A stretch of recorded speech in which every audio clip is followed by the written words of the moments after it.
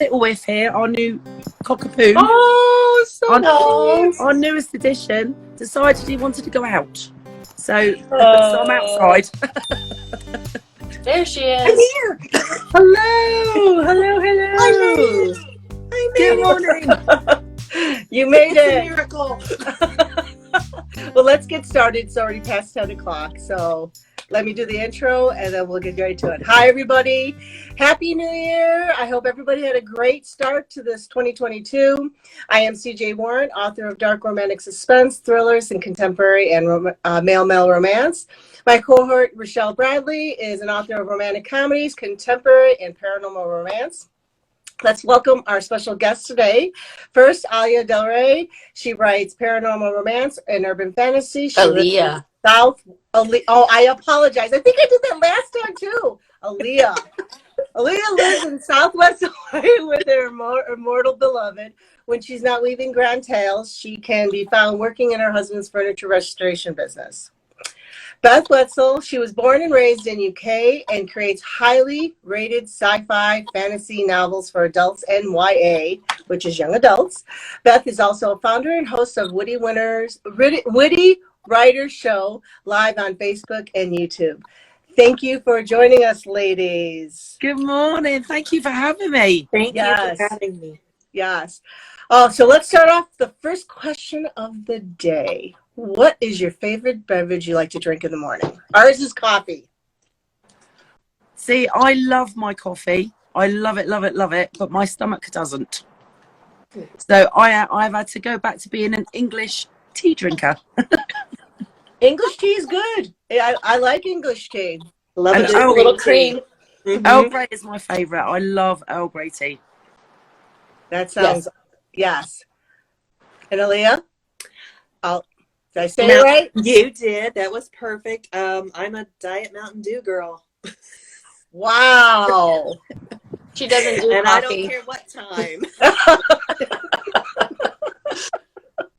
Yeah, no coffee for me. No coffee for you? She froze. Oh, we're losing her a little bit. Okay. Oh, am I back? Yeah, you're back. All right. I feel like I'm on a tilt-a-whirl. It was like, no coffee for me. I hope it wasn't this face. No. That would be something I would do. Well, let's start off. The way things are going, you know. Yeah. Well, you know what? You are the first show for Wednesday Coffee Clutching, the first show for 2022. So let's start off with our first writer's question. So, Beth, for you first, how did you get into writing or blogging or podcast? How did you get into all that? Oh my gosh. Oh, to be honest with you, it was completely unexpected because initially I was songwriting. I had a car accident in 2007 which left me quite badly injured, and as a way to cope with the pain and what I was going through, I started writing poetry again like I did when I was a kid, which then turned surprisingly to songwriting. So I did that from 2007 for like 10 years, songwriting. That's all I was focusing on. And then out of the blue, I had the weirdest dream ever. And this dream was just so vivid. It was like a movie in my head. And I remember telling my friends about it and saying, wouldn't this make a really good movie? Because it was so mind-blowing. Well, this dream stayed with me for over 2.5 years, just kept randomly popping in my head. And I thought, maybe it's like a stuck song lyric. Maybe I just need to write it down and then I can move on and carry on what I'm doing. Well, I started writing this dream down, describing it as I would be telling a friend. And next thing you know, I'd written 3 chapters. And I thought, oh my gosh, I think I'm writing a book. So I sent it to my sisters and my mum and said, you know, I've written down my dream, but I think it's turning into a book. What do you think? They absolutely loved it. So they said, keep going. Because just like with my songs, as I was writing one piece, the next bit was forming in my head. So all of a sudden, Earth's Angels was born. And as I was coming to the end of it, I knew the story wasn't finished.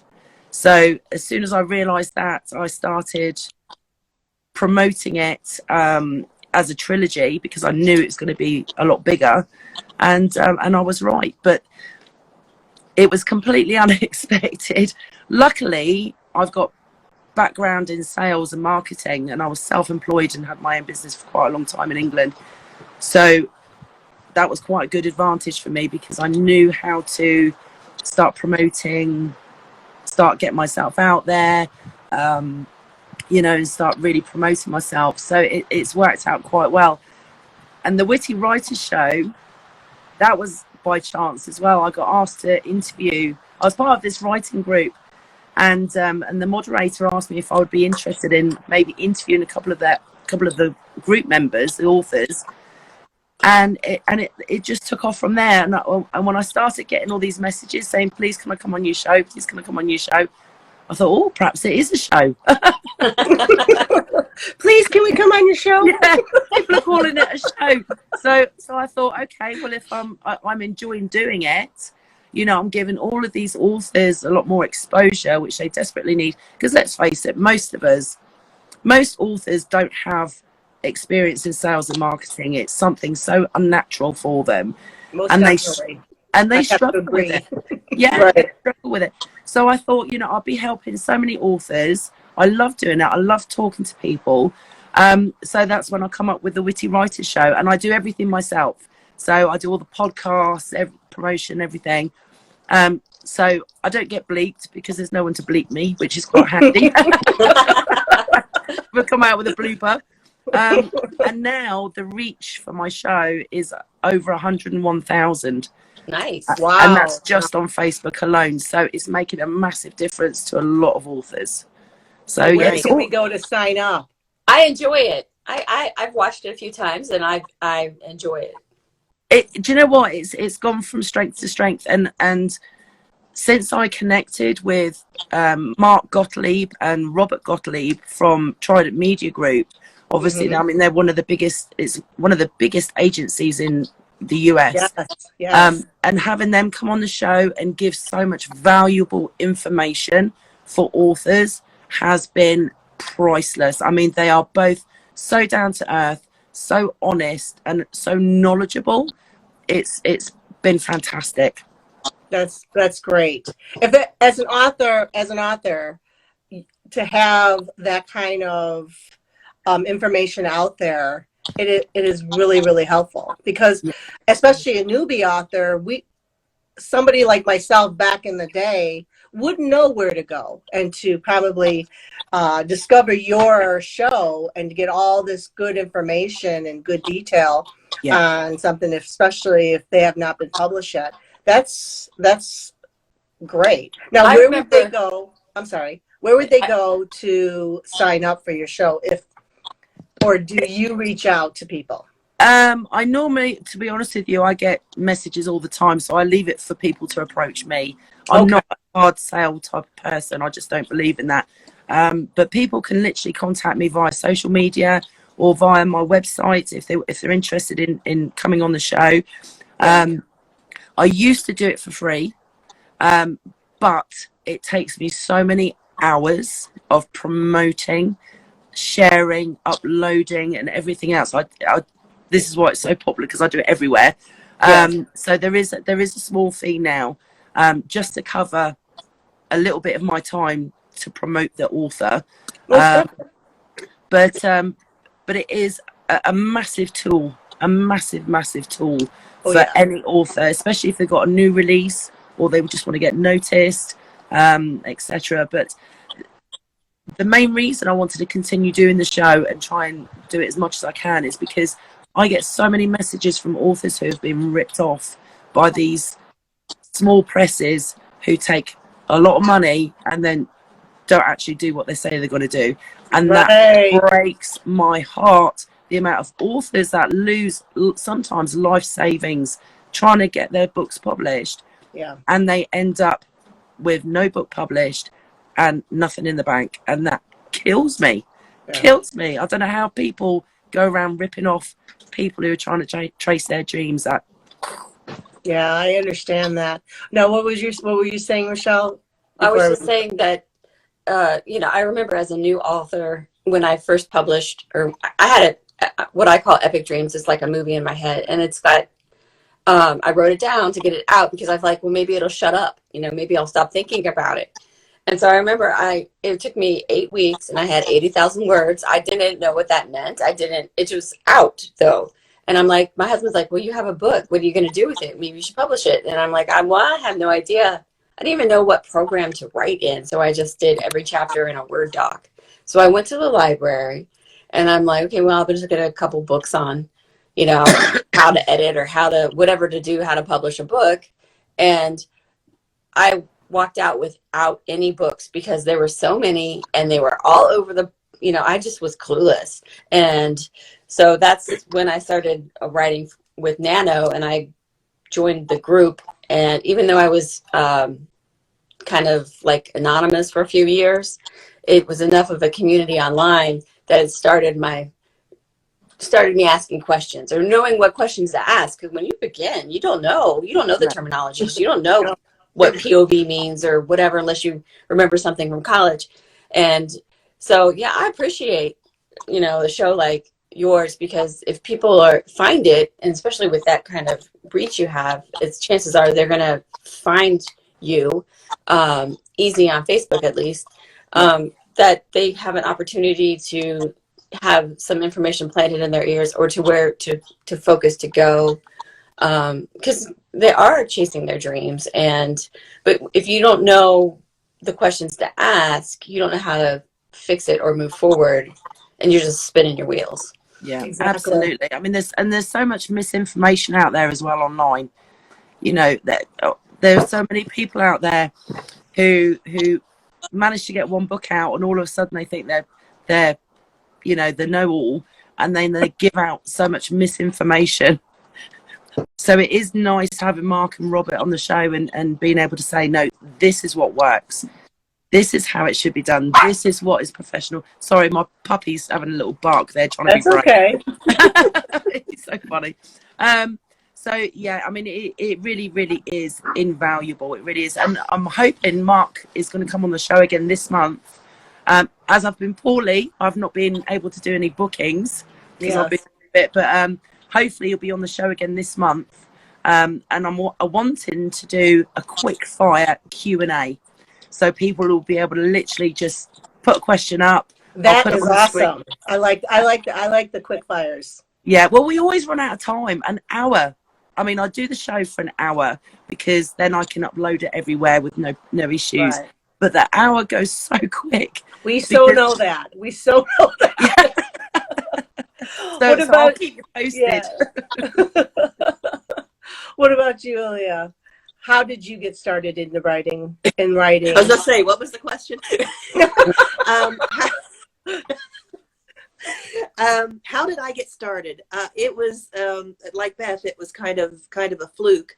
My husband and I lost our only baby when I was 5 months pregnant, and as you can imagine, there was some getting through that. Someone suggested I write, just to write my feelings and everything. And I had planned some kind of a, hopeful, lost the baby, get pregnant again, have a baby, everything's fine. You got, just something uplifting well, it never happened. I didn't have the happy ending that I wanted. So I created one. And in my first book, Sweet Vengeance, the main character, Jessica Sweet, our daughter's name was Jessica. And so I just kind of gave her the life that I wanted her to have. I wanted, and it's paranormal romance. So it's, fantasy and magic and all of these things that you always hope for your kids. But then, things started happening, and I decided our kid would never do that. But it was, as you were saying, Beth, as far as wondering if what you were doing was worth anything. I wrote the manuscript, and it's 110,000 words, and I wrote it in less than 2 months, and it sat in a drawer for 9 years. I Wow. sent it to my cousin, and she said it was worth having someone look at, but then she never told me whether she finished it or not, so I assumed it was crap. And then I was working with a lady who she's a very, you know, big on promoting, well, everything, mostly herself, which is fine. You know, she's a great promoter. She wrote a book, and I purchased one from her because I wanted to support her. And when she signed it, she said, "Here's to me sitting in front of the fire reading your book down the road." And I'm like, "How do you know I have a book?" And she's like, "I didn't." And I said, "Well, I have a manuscript if you want to read it." And she read it, and she emailed me like every day. "Oh my gosh, I can't believe that happened. Oh my gosh." I'm like, "You're just making this up, right? You're just saying, no, I can't believe it. Oh my gosh, oh my gosh." I'm like, "Okay." Well, I had also given it to another girl I worked with like 2 years prior, and she never said a word. So I, you know, again, assumed it was crap. So I reached out to her and I said, "Cindy, did you ever read that?" "Oh my gosh, I forgot all about it." So I was sat for 2 years thinking that, okay, yeah, this is really terrible. So she picked it up, and I got the same reaction from her as I did the other girl. And I was like, okay. And they're both just pushing me to publish. I'm like, "I don't know how." And Yolanda's like, "Well, I know how. You know, I just published. You just do X, Y, and Z." Okay. So I did that, and I got it. You know, I cleaned it all up, and I edited and it still needs more. But, you know, that was 5 years ago. But I was like, okay, so I published it. And then it was like you were saying, what do you do with it? You know, I went on Facebook to my 37 friends and said, "Hey, y'all wrote a book. Do you want one?" You know? It's not a very good marketing strategy. I'll just tell you that right up front. but I started reaching That's the out, beginning you of an know. empire, though. That's when you start. You know, gotta start somewhere. Well, yeah, exactly. And I just published my 18th book on last Friday. So, Congratulations. yeah, you know, I've come a long way since that, you know, craziness. I still, I can't believe, you know, I'm sitting here 18 books later. Wow. And people are still reading them. It's, you know, I have a question. Yes. Since I've actually been in an anthology with all of you, or will be with CJ, because I don't think I've been in one yet, but will be this year. What do you think about anthologies as far as networking, and also if you're a newbie author wanting to grow? And I will start with, let's see, how about CJ? Oh, you're talking about me. Well, I've been in everybody. We've been in one. Right. I'll start with you. My very first anthology was literally the very first book that I had published. And it's still to this day, just thinking about it, it's like, this was like almost a dare to do it. I've written several books, but I've never published any of them. And this one, being a part of a group, a writing group, a big one at that, wanted to do an anthology, and all the proceeds went to a food bank. So I thought, you know what, this is a good cause, let's do it. So, I mean, and it can't hurt because I don't have anything published. This will be my first publication, and it's self-published. So I did it, and it was wonderful. But I didn't do one for a couple of years after that, because I thought you had to be asked, for one. You can't just go out and ask yourself if you want to be a part of it. The experience of it, I thought, was great. Did it advance my career as where it is now? I would have to say no, because I think I was still very ignorant on process, because I wanted to be traditionally published for the longest time. So I kind of ignored the self-publishing route. And now that I am full-time indie author, I am learning a whole new, I've learned, or I'm still learning, a whole new structure in marketing and everything else. I'm still doing baby steps into it. So I would say the anthologies, great connections with the authors that's in it. Great for the all the proceeds going benefiting for a charity. I think that's great. And just writing experience, writing a shorter story versus a big one. I mean, that's where I feel that where the benefits in advancing your career wise aspects, but not in propelling you to be the next, well, maybe propelling you to be the next USA or New York Times selling author, right? So Well, that's the hope, right? The dream. that is the hope. That is the that is the hope. But yes, that's my feelings. I'm dealing with anthologies and stuff. What about you, Beth? I think when it comes to anthologies, you have to not only look at them with your writer's head, but you also got to look at them with your business head as well. I think anthologies are fantastic, but especially if you're a new author and you're not sure what you're doing really, you have to look at all the angles for that anthology, because obviously different authors, different businesses do them very different ways. As you said, sometimes it's for charity, sometimes it's just to get the word out, etc. But I think it's important to do your research and see who else is going to be part of that anthology. Have they got a following? Have they got a reach? Your name being attached to theirs, is it going to do you any good as an author? Do you know what I mean? Sometimes you have to be smart, because most of us are doing other things as well as writing. You know, many people are juggling families and writing, a job and writing, so our time is very limited as to when we get to write. So it's a case of looking at it. Am I going to get something out of this, doing this anthology? Am I going to get lots of exposure? Am I going to get lots of author support? You know, I mean, I was lucky in that I got asked to do the Kaleidoscope Arts Anthology. And when I realised how many amazing authors were going to be part of it, fantastic women who work their socks off like I do, it was a no-brainer. I'm like, hell yes, I'll do it. You know, because I knew that the authors that I would be working with are as hardworking as I am, would be promoting it as hard as I was going to be. So I was like, yes, you know, and it worked out really, really well. But as I said, I think if you get offered to do an anthology, you need to do your homework and look into it to make sure that you get something out of it. I totally agree. This past year, I joined 3 anthologies, and it really, scheduling wise, was the hard part. It was like really hard trying to balance and doing several books, because I'm such an ADHD person I've got like several books going on at the same time. And then on top of it, let's throw in a few anthologies, and it's like, crazy. So yeah, I would definitely say managing and doing your homework on it. I totally agree. What about you, Aliya?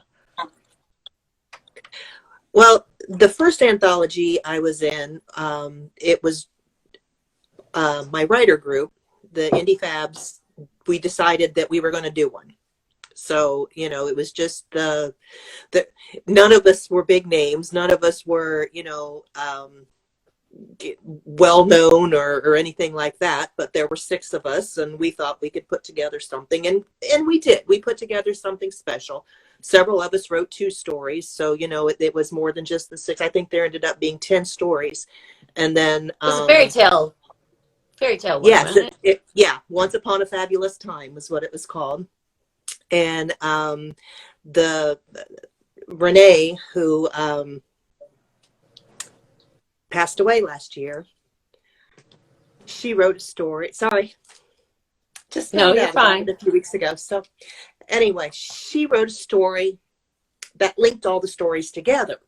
So it was kind of a unique situation. So we all had our fairy tales, and then she had a fairy tale that there was a chapter, and then it led to this librarian finding a book, and then that was the first story. And then she found this other magic book, and that was the next story. And it kind of went all the way through. So it was a unique situation and different. Didn't sell much, didn't do much, has an awesome cover. It does. It was a cute cover. Yeah. And the 2 stories that I wrote, we've since, of course, the ebook's not up anymore, but the 2 stories that I wrote, I've published, and they've done pretty well. So, there's that. And then last year, I did the Authors and Dancers Against Cancer anthology. That we had the anthology, but not the event. So, Right. Yes. Yes. There were a lot of great authors in that, but again, that that story just it never did pick up. I don't know if anybody read it. Nobody really leaves reviews, and the few that did were only reading it for 1 or 2 authors, and some of them didn't even read the rest of the book. So I don't know if anybody liked my story. I have to say that particular anthology is kind of difficult because it deals with a subject matter that might be personal, very personal and hurtful, True. which is, or harm, bad memories or whatever, because it's cancer related. Yeah. And I know for you and for me also, I mean, I write romantic comedy, so putting a funny spin on cancer was very hard, very difficult for me. And, for you write the paranormal usually. So, we were kind of out of our comfort zones. Yeah. And I was totally out of my comfort zone because I didn't even write paranormal for that one. Right. I wrote contemporary because my father was very sick and he passed away before I wrote that story. But every time I saw him, he'd say, "So did you write anything normal yet?"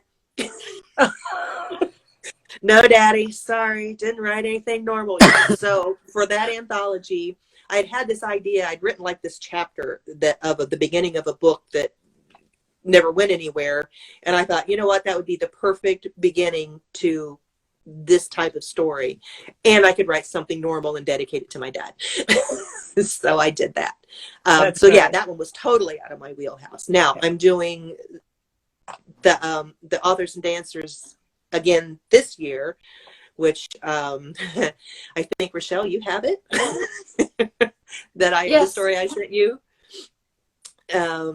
So once Rochelle gets done with it, I'm going to read it one more time, and I'm shipping it out. But it's another tearjerker, but it is back in my Fallen Cross world. So it is back in my wheelhouse, and I've got a couple of my characters that I adore, and I think most of my readers like. So, but that one's back focusing on the werewolf pack. We're stepping away from the Legion a little bit and back into the werewolf pack. So. But yeah, I had one other person read it and she cried. So, yay. Oh, okay. Well, I'll make sure I'll read it at night when I take my contacts out, so my contacts won't get all nasty. Yeah, and clean it.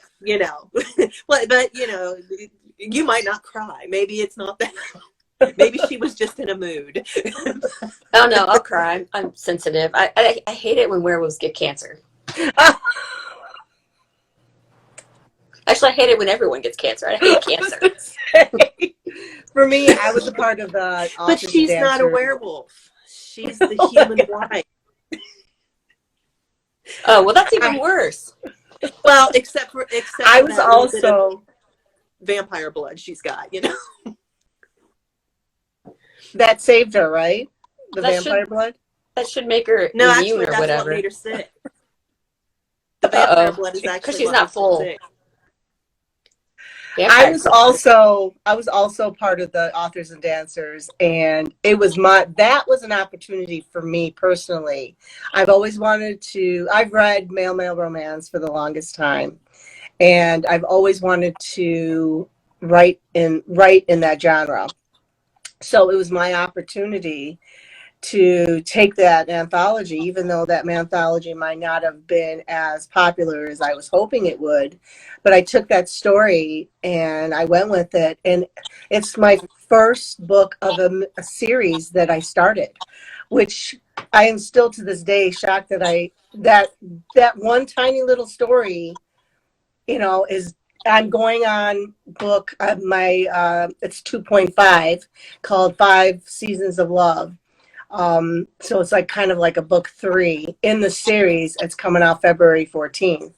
And then the next book is coming out April 15th. So, and then the final book is coming out maybe May or June, around that time. But it was a stepping stone to the series that I worked. So, in that aspect, it was great for me. to be a part of that anthology, you know, and I really enjoy it. Let's move on.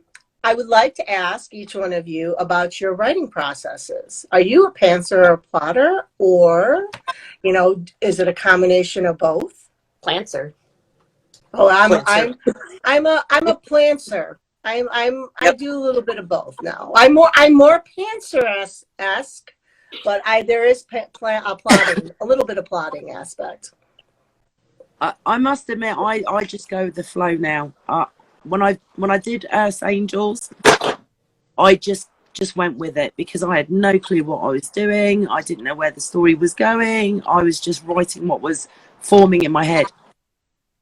When I started book 2, I thought, okay, maybe I need to be a bit more professional. Maybe I need to plan this, you know, plan the chapters and try and have some sort of organization. Worst thing I ever did for me, because it literally just killed my flow, because I was constantly thinking, okay, what did I write down about what was going to happen next? Going back to my notes. So I was disrupting my flow because I was so focused on what I'd written down. And then I struggled for about 2 or 3 chapters, and I thought, I cannot do this. So I literally just shut my nose. And I thought, I'm just going to write, because it's such a creative process, isn't it? And I know there are many authors out there, some who literally every chapter, like detail by detail by detail, and that works for them.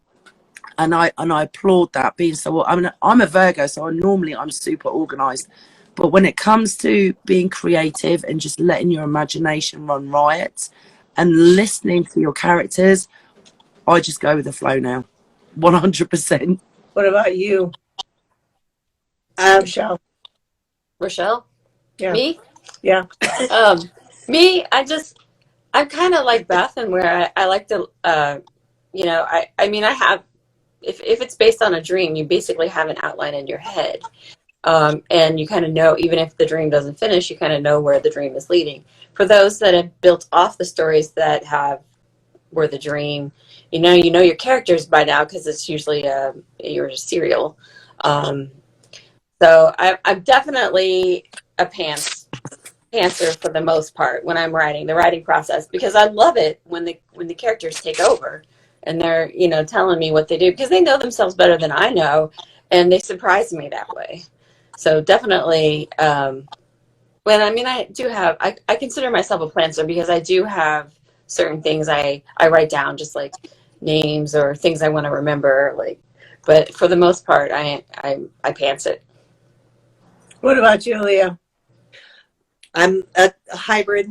Yeah. I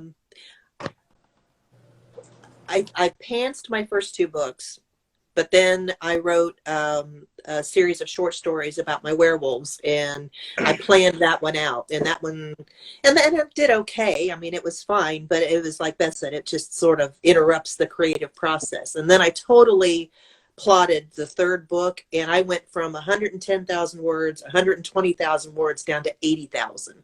And I thought, that's because I'm not saying what's in my mind, I'm saying what's on the paper, you know. And so now the story that I just wrote for the Authors and Dancers, I totally pantsed that one. I mean, it was just, you know, I'd sit down, I'd write a little bit. I'd sit down, I'd write a little bit. And yeah, that one, I think that one flowed pretty well. But the one I just published, it was a hot mess. I was writing chapters, you know, oh, I have a chapter. Okay. And I'd write that chapter. And it would be like at the end of the book. And then I'd write another chapter that was like maybe in the middle. And then I'm like, well, how am I going to start this? So then I have to write. When I got down to actually looking at it and trying to make some sense of it, I almost cried because it was all over the place. I don't know how I ever pulled that one together. But yeah, don't do that. Write linear. Yes, I know write authors linear. that don't do that. I know authors that write like, oh, a scene comes in their head and they write it. And then it's like they jump here and there. And then they take it, each scene, and then they put it together where they fit. And they kind of weave it in between. So but it works for them. It's their process. Not everybody can do that, because I think Well, that is just chaotic. okay, that's what I did, but it didn't work. Yeah. Well, you know what? I think it's also the characters and the story. It's what speaks to you, you know?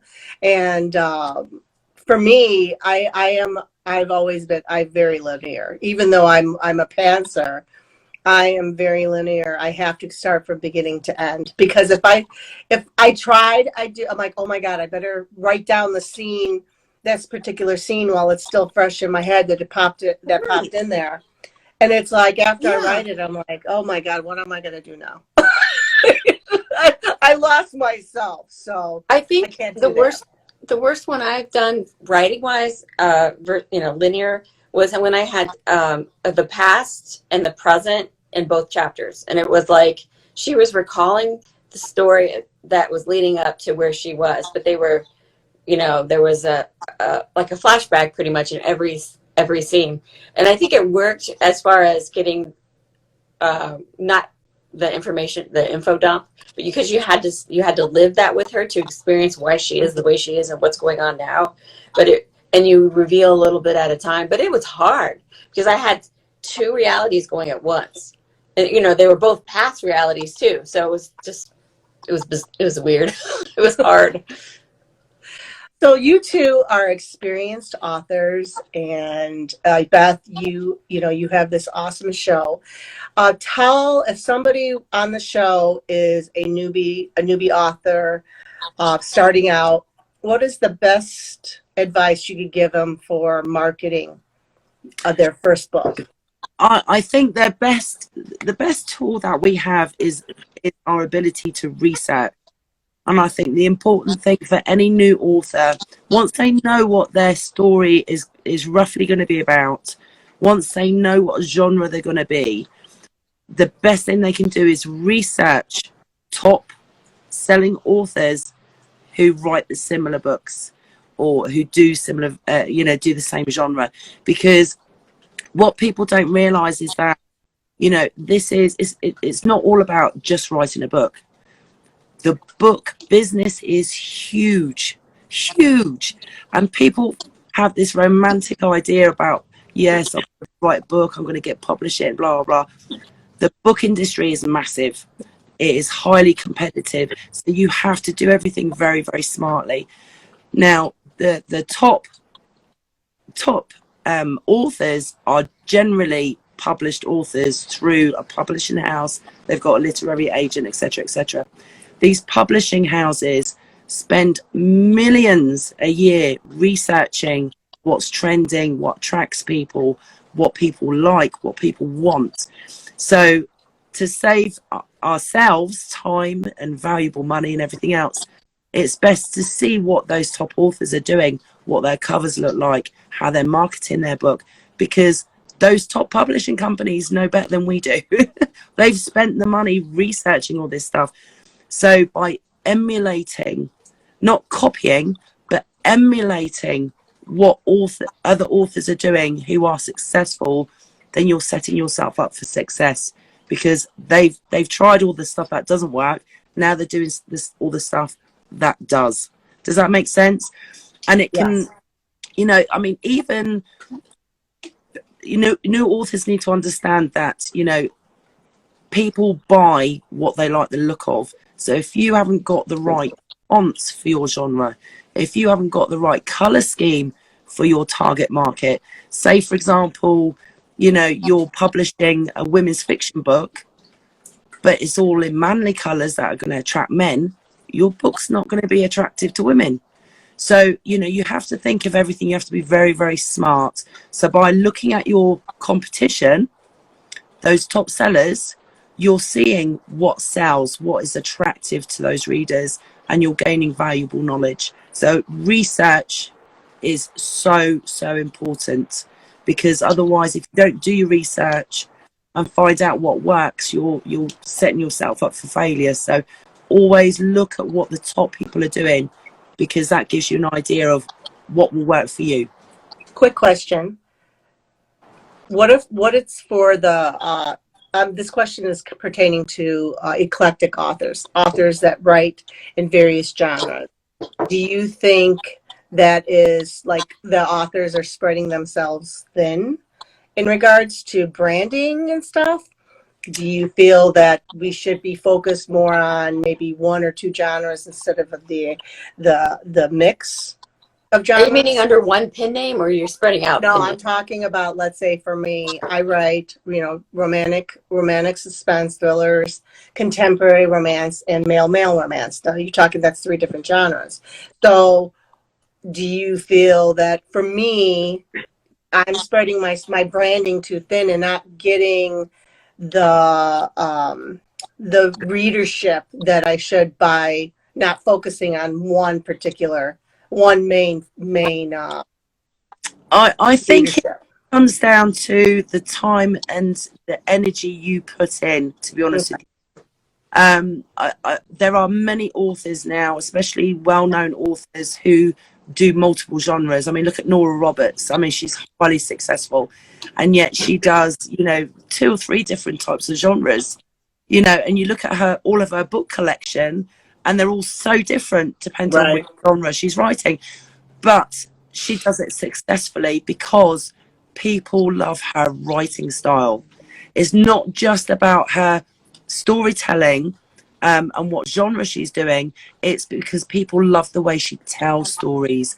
They love her writing style. So there are many readers out there who will read anything she writes because they know it's going to be a good story, no matter what the genre, and they love her writing style. So I think, more and more authors are becoming multi-genre, which is fantastic, especially if they're good storytellers, because a good story is a good story, isn't it? Let's face Yes, it. it is. Most But definitely. as long as you put in as much effort with each one as you're trying to establish yourself, I think it could be a really, really good thing. However, as the 4 of us know, some genres sell a lot more than others. So science fiction, fantasy is one of the top selling genres. Romance is a top selling top selling genre. Horror is a top selling genre. So as authors start producing more books in different genres, they are going to see that some will sell more than others. That's not because they're not a good storyteller. It's not because they haven't got a great writing style. It's purely because it's fact. Some genres sell more than others and some are more popular than others. That is just the way it goes. So it then comes down to the author's decision. Do I keep writing all these different genres, or do I keep focusing on the genres that are going to earn me the most money and give me a livable income? So it comes down to personal preference, to be honest with you. Yeah. Thank you for answering that, because that has been a question in my mind for a while. Yeah. On that. It is a toughie, but it comes down to whether, as I said, whether you want to put the time and effort in and earn a little bit, or focus on the genres that are going to earn you the most money and get a living. Exactly. But once you publish the ones and you're making the money, then you can focus on the other ones that are fun. Yeah, because at the end of the day, it's all about reach, isn't it? Once you've got a fan base and a readership, once you've got that, it's then very easy to do things that you want to try, you want to experiment and everything else, because you've already got income from your other books. Right. I think once you become more established and you start getting some revenue, it's very easy then to, go, what the heck, I'm going to try this and give it, because you've got that support from your readership. Okay. That sounds awesome. What about you, Aliya? What kind of advice could you give to a newbie author? Well, when I first started, I was connected with another author who was very well established, and she, her questions were, she was speaking, a different language to me. She said, well, do you have a platform? And I'm like, what's a platform? I mean, I was that new. I had no idea. She's like, you know, a fan base. I said, how am I supposed to have fans? I just put the book out. But basically what she said to me was, find your people. Go to the social media sites. Find the groups that are in the genres that you write.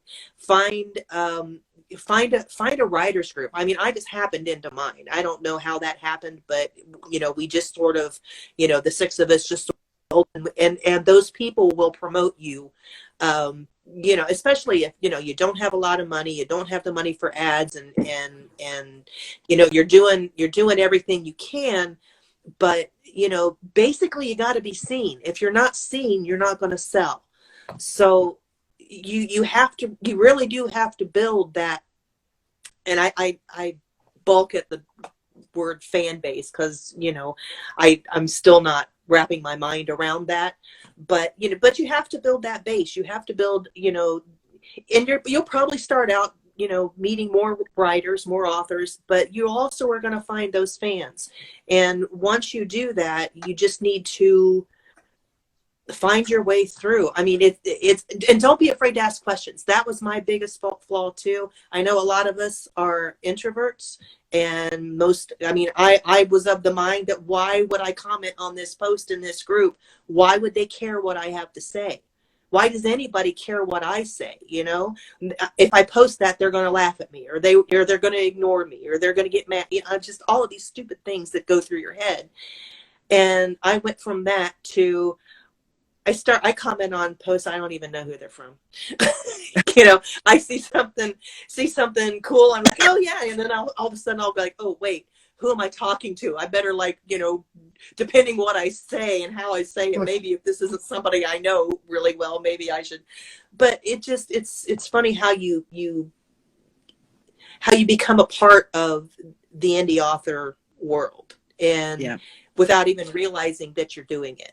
And once you start, you know, meeting people and recognizing names as they pop up in the groups, and you're going to find advice there. I mean, I'm still struggling with the marketing aspect. I'm still trying to figure it all out. You know, I have gotten a little farther from the, hey, y'all want a book, but you know, I'm still working through the ads and the marketing and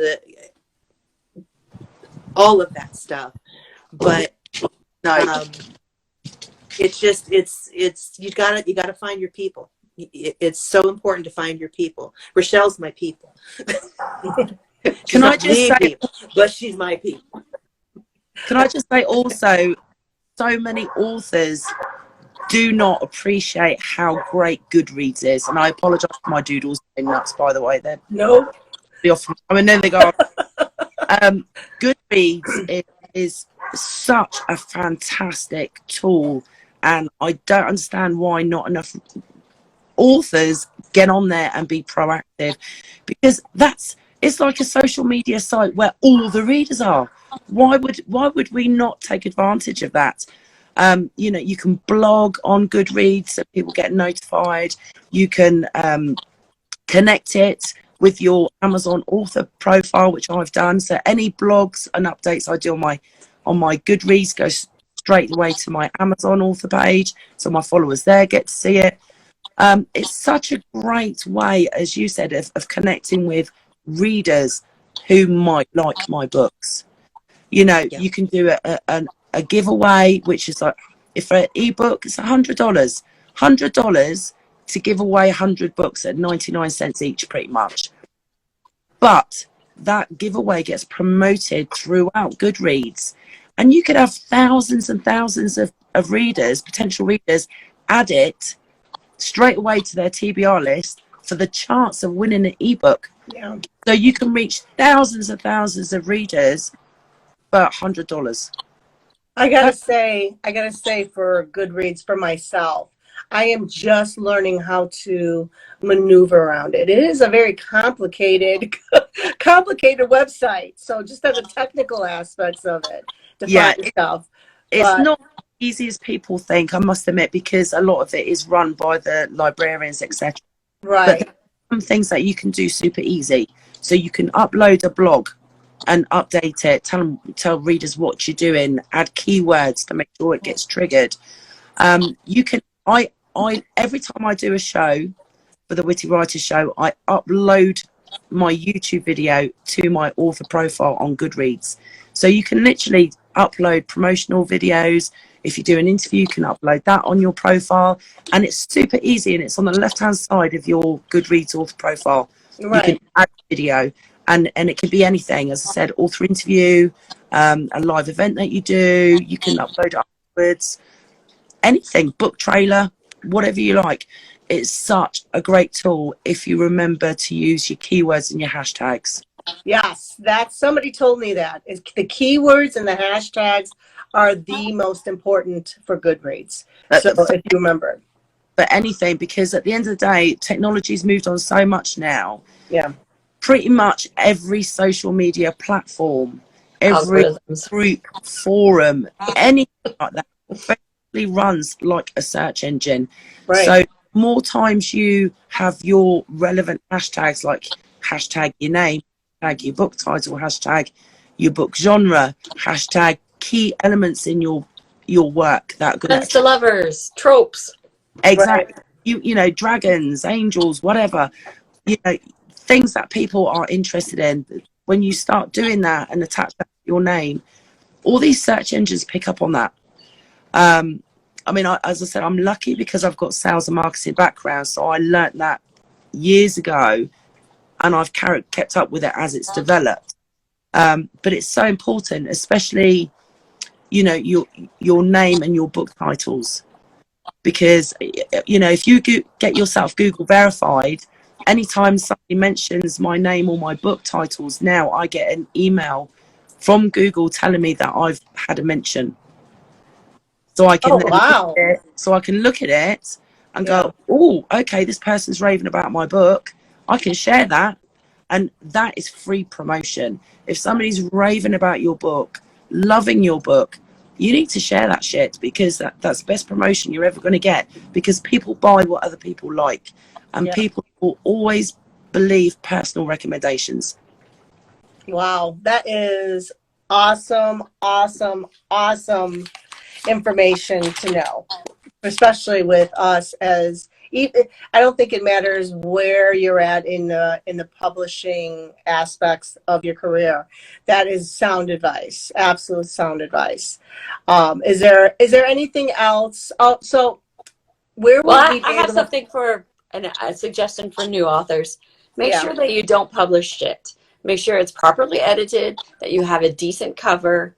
You know, make sure that you listen to it before you publish it. Just don't write it and send it out and say, hey, I published a book. Because readers who read, like not just your mom, are going to say, this is crap, and they're going to give you bad reviews. This is your baby. You want it to grow and nurture and turn into this beautiful thing.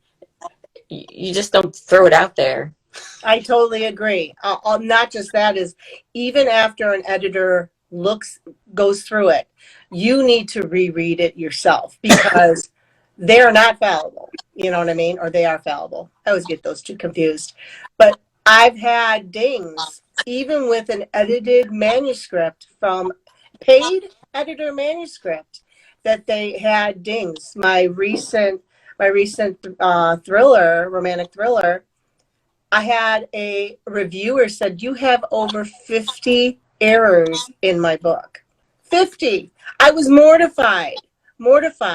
And I'm like, and this is supposed to be, they went through it twice and everything else, and it should have been good. So you as a reader has to take it upon yourself. That's your baby. You need to read it even after the editor goes through it, to make sure all those dings are picked up that she or he didn't do, and just make sure it's very, very clean. I have picked up books. I agree with Rochelle. I've picked up books with dings that are authors that are, New York Times bestselling author and USA. So it's like you want the cleanest manuscript out there, so you don't get a reviewer to ding you like they did to me. I always tell my author clients, you only get one chance at a first impression. Yes. And when you're a new author, or you're a less well-known author, you literally get one chance at a first impression. So the front cover of your book is your first impression. Your hook and your selling pitch for your book when you're marketing is your first impression. Everything is all about first impressions, because it's like, it's a psychological thing. When we see something, we literally judge what we're seeing within 3 seconds without even knowing it. We don't even know it. But the moment we see something, we go, do I like it or not? No, yes, no. Do you know what I mean? It's that. So, the right font makes the first impression. The right cover makes the first impression. That opening page, if you've got spelling errors and grammar errors in your first page, your dedication or whatever, right away, that's going to be a turn off. So you're absolutely spot on. And I think a lot of authors make the mistake of writing their book, sending it out to friends and family and people that they see before it's edited, to say, what do you think of this? And then you might get 1 or 2 people to go, I'm going to go on, I'm going to put a review on Goodreads or whatever, when it's not even be fully edited. Once people do that, you can't take them back off. Exactly. Exactly. You have to, even with beta readers, you have to make sure it is as spot on as you could possibly get it, even before you send it out to your test and beta readers, because you are likely to get 1 or 2 that will leave a review immediately without waiting for you to Exactly. This was an arc, and she dinged me. She goes, she loves the story, but the grammar is that she couldn't get past the 50. So it's just like, this is a learning curve for all of us. It is. It absolutely is. Well, the time is coming to an end. Thank you so much for joining. Oh, we lost Aliya. Thank you, Aliya, for joining us. Thank you, Beth, for joining us. It has been fabulous talking to you. I will be reaching out to you for your talk. I am highly interested. I have books coming out, and I would love to be a part of your show. I'm sure Rochelle too. So I do author coaching as well, for sales, marketing, all that type of thing. So I have clients for that as well, because at the end of the day, I'd rather help people get on the right path and know what they're doing straight off, rather than wasting time and money and just going blindly, having to learn the hard way. It's a lot more efficient, bless them. And I need it. Well, thank you for joining us. I appreciate it. Thank you out there for joining us, and we will see you next time. Bye. Thank you. Everyone. Bye. Oh, there she is. Aliya. Thank you. Sorry about that. My phone died. Thank you. Bye. Have a good day. Bye.